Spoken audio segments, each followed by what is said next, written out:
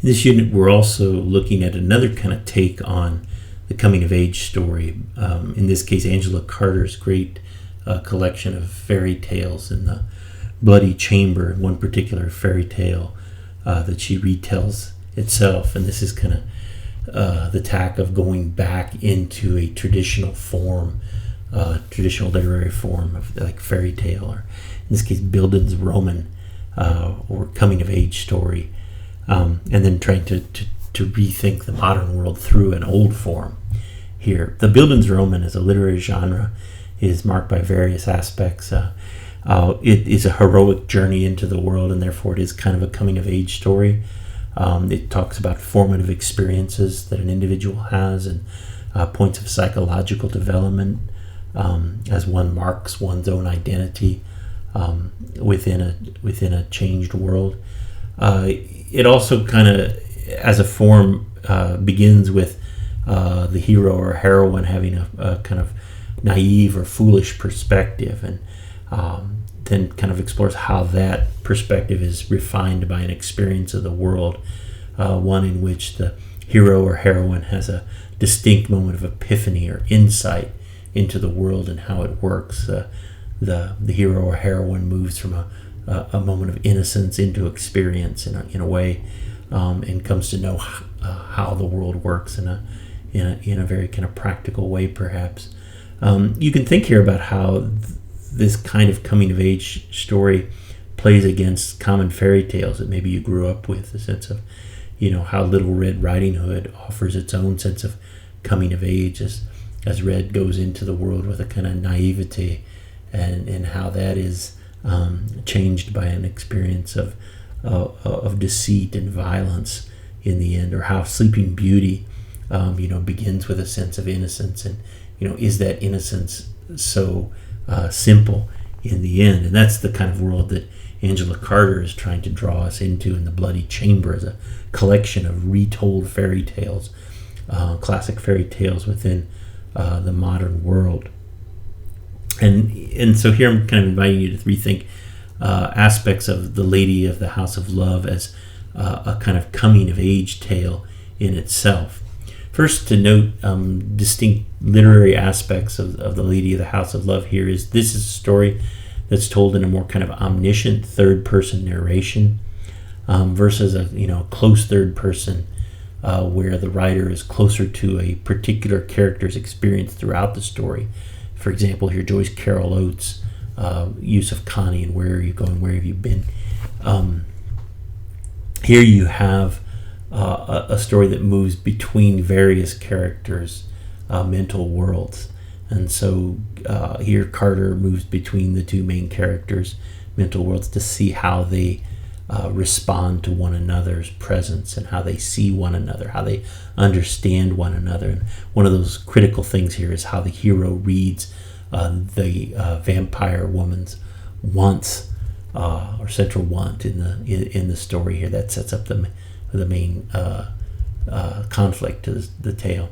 Also, you might read this historically in a way too, that note how Carter is describing two distinct particular Europes in this tale, right? In one way you have the kind of the pre-19th century world of the vampire versus the hero's 20th century world of modernity and violence. You have the incest, the isolation and decay of the vampire's world. You have the hero's world that is marked by modernity, global violence, and that shift from this older world to a more violent world. In ways, it becomes kind of a horror story in and of itself. Does it offer any sense of resolution, or does the violence just become wider in the end? Also here, like within this, it's interesting that Carter doesn't begin her fairy tales in The Bloody Chamber with once upon a time that you might expect. Instead, in this story, it's at last. And so there's a sense in which this is not a brand new story that's being opened up, but is the culmination of a long series of stories that are told within the vampire's world here. Finally, you can think also about the hero, and what defines a hero in a traditional story. Here the hero is described in various ways of being innocent. How do you understand the hero's innocence here? He's a British soldier who is traveling through this area in southeastern Europe. How do you understand that innocence against the vampire's sense of isolation and violence here? In what ways do those redraw your sense of the characters in this tale? Two main characters in the story, and with a complex sense of conflict in Carter's retelling here.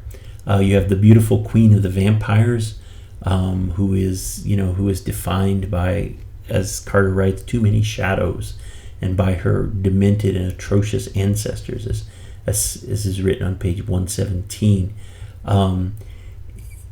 She is also described as appearing to the hero as being like a shipwrecked bride. And also there's this kind of strange distinction that Carter plays on, where she seems to have kind of a pouty whore's mouth. So there's a kind of youth to her, a youth of inviting innocence, or pretended innocence to her.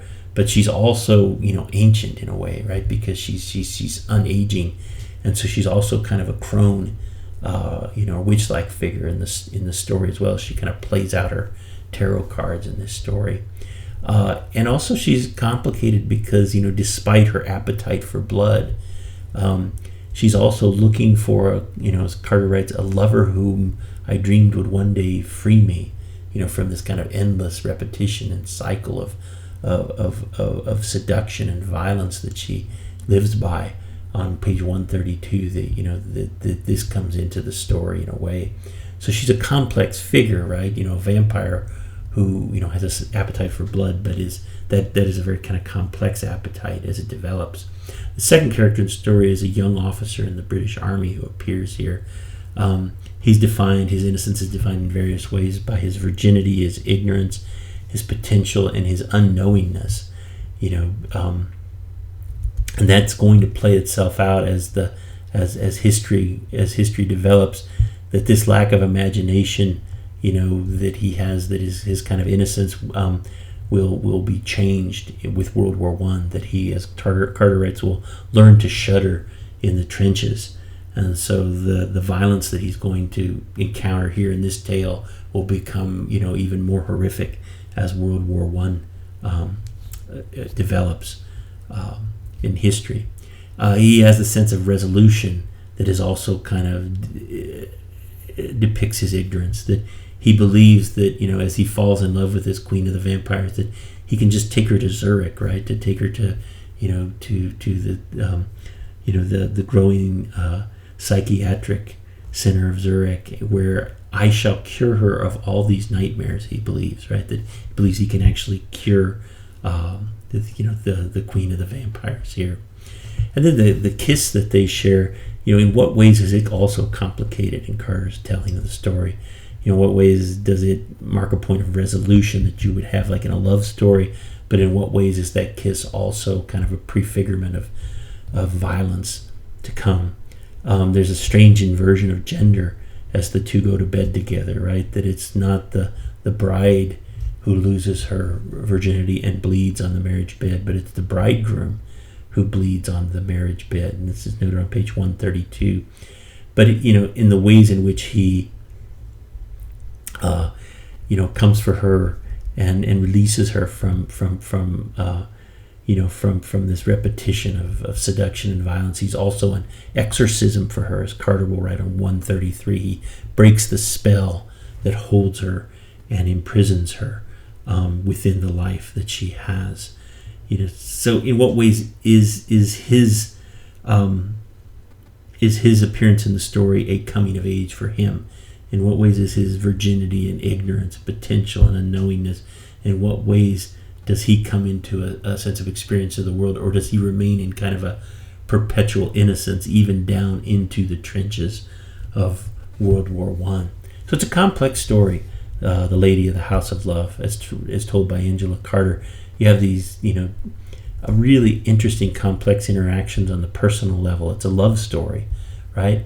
But in what ways is that love story complicated by the ways in which, you understand the sense of hero and monster in the story? In what ways is the hero's movement from innocence into a new world? In what ways is that movement a coming of age, or is he kind of stuck in a perpetual, adolescence or belief that the modern world will solve everything?